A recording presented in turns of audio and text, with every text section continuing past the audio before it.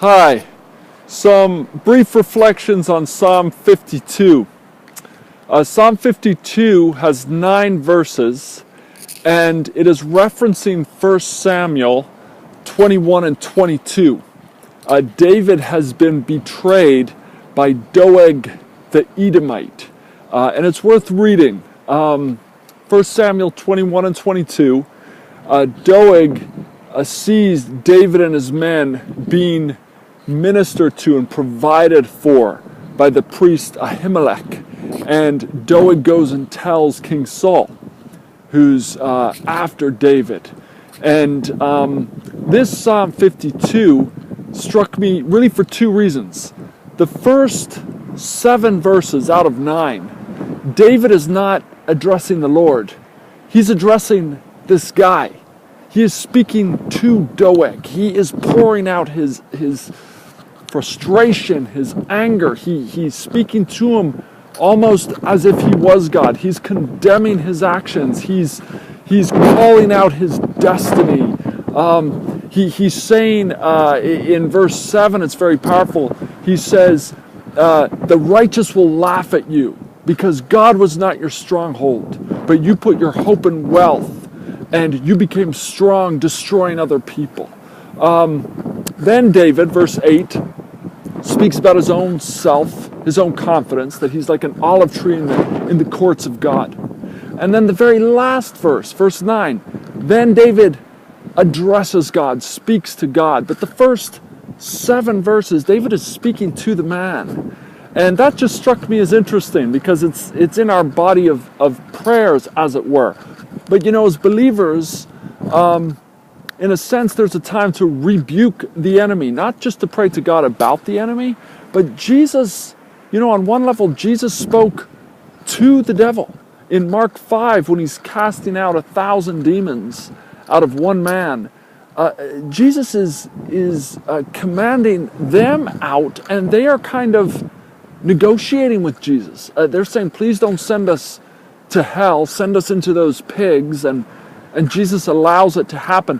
Jesus is commanding, he's warring, he's overcoming, but he's directly rebuking the enemy. I think of James 4, 7 to 8. It says, submit yourselves to God, resist the devil, and he will flee from you. Jesus also spoke directly to the devil in Matthew 4, 1 to 11, in the desert during the temptation. The devil speaking to him, Jesus is speaking back to him. So just in a sense, Psalm 52, David speaking, as it were, to the spirit of this man, of Doeg.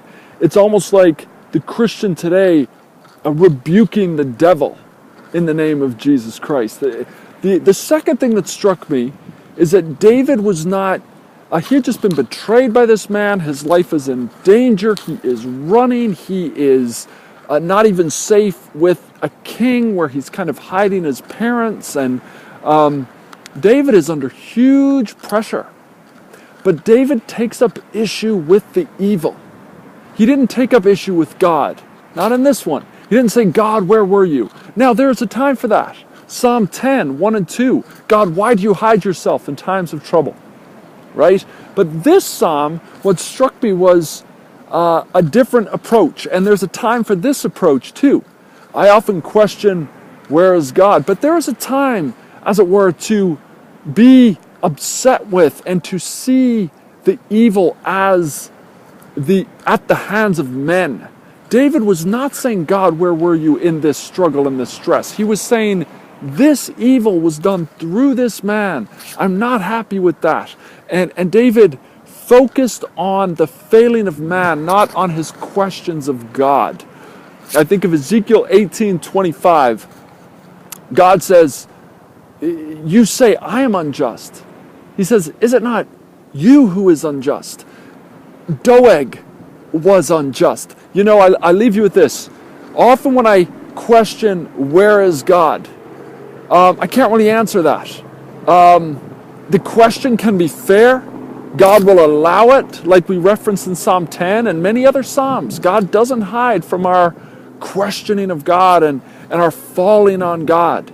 But when I say, where was God in this? Where is God in this?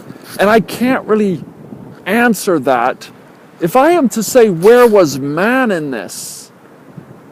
It's usually pretty easy for me to answer that. Usually in those frustrating times, in those circumstances, and those experiences of evil and experiences of hardship, usually, not always, usually if I say, where was man in this? That's pretty easy to answer. The evil is at the hands of man. Man was right there. Ezekiel 18:25, we say, God, you are unjust. And God says, is it not you who was unjust? And I see there's something truthful in this Psalm 52 of David not questioning God. There's a time for it. But here he saw the man. Whatever about where God was in this, I know where Doeg was in this. And he was full of malice and evil. And it was at his hands evil was done. So there's a time for that also. God bless you.